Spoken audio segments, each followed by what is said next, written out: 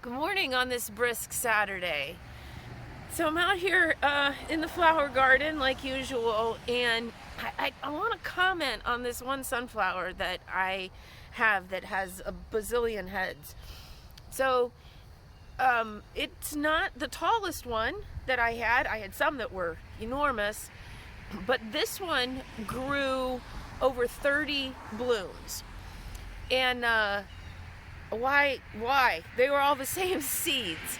In fact, a couple years ago, I thought, well, I must have planted different seeds. The same thing had happened, and I had ones that were really, really tall and had one huge giant head on them. And then I had ones like this that were like, what just happened? And it looks like Medusa, you know?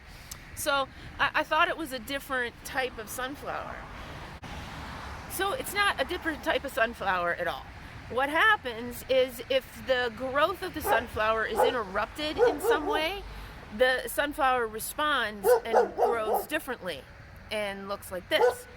So this one, for example, after it began to grow, I didn't like where it was. It was a little too close to another flower, and I didn't want this one to overshadow that one, and so I dug it up and moved it.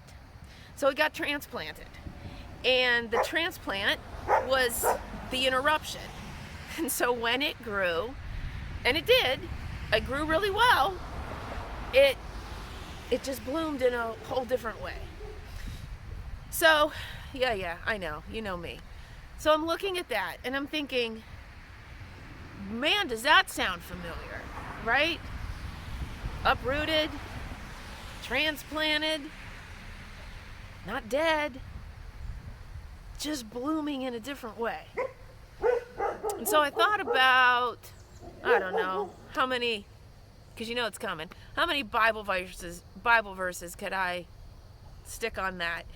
And I'm just going to go with Genesis 50 verse 20, where Joseph says what the enemy meant for evil, God meant for good.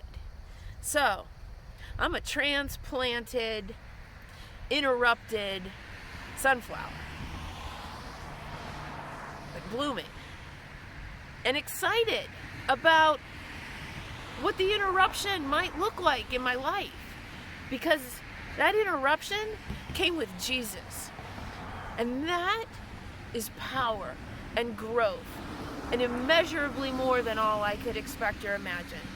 So here's to being interrupted. Bloom where you're planted, people. He's got something great for you.